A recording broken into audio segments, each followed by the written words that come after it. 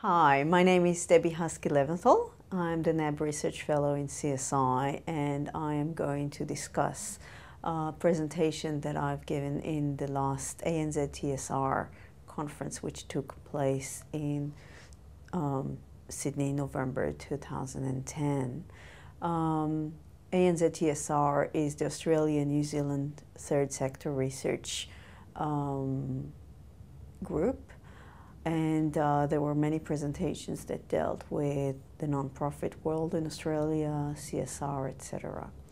What I presented was our study on payroll giving, a study that took place in 2009, led by Australian charity funds.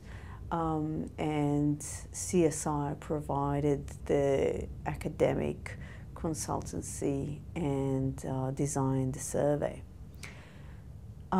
So what we found was that payroll giving, which is when people decide to have donations deducted directly from their salary as an ongoing thing, was related to several factors, individual ones, organizational ones, and attitudinal ones.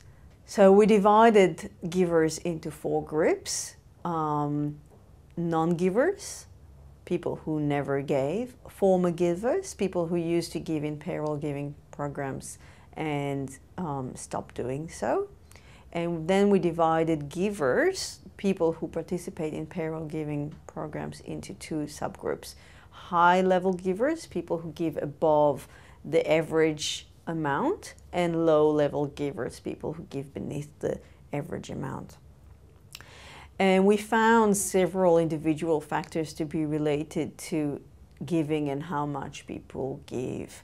So males were more in the high-level givers than females, and females were more likely not to give at all.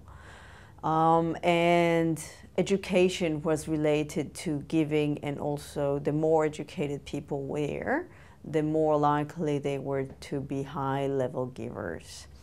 Consistent with that job level, the higher the job level was, the higher the participation was. And so income was also related. The higher the income was, the more likely was that one would start giving and give higher amounts of money. Then we looked at the attitudes of volunteers, and we tried to see what were the strongest motivations to give, and then what were the strongest barriers that stop people from giving. And what we found was that the strongest motivation, which was quite surprising, was my organization matches my donations, my employer matches my donations. And that's why people wanted to participate in payroll giving programs and not just give individually, because they felt that if the employer matches their donations, then they have a higher impact, and every dollar that they give is actually being matched, and so their dollar has more power. Interestingly enough, a lot of people did not know whether or not their employers matches their donations. So that being the strongest motivation of people to participate in payroll giving, we found that there was a lack of information that needs to be overcome. As for the barriers, people who do not give said that they do not give because their charity of choice was not included, and that they prefer to give outside the workplace. It was not about privacy. Privacy was not an issue, but rather they have their own way of giving, and they want to give to specific charities that are not included. But when we look at the differences between non-givers and former givers, what we see is that people who used to give and don't give anymore said that they can't afford it, which means that they probably can't afford it anymore. So they used to give, but something happened. Either their costs of living went up or their salary went down, and they couldn't afford it anymore. So that was the main barriers for not participating in payroll giving. We also found that there were some organizational factors related to the likelihood of participation in payroll giving programs.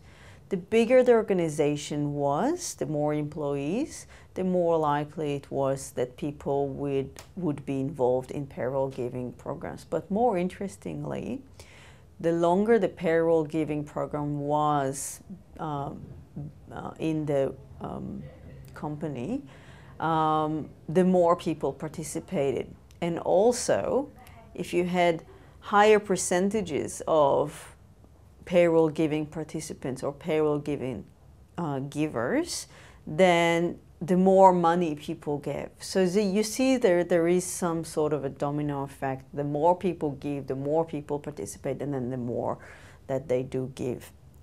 And so we could say that the initial analysis of the findings shows that some individual factors, attitudinal factors, and organizational factors are related to payroll giving.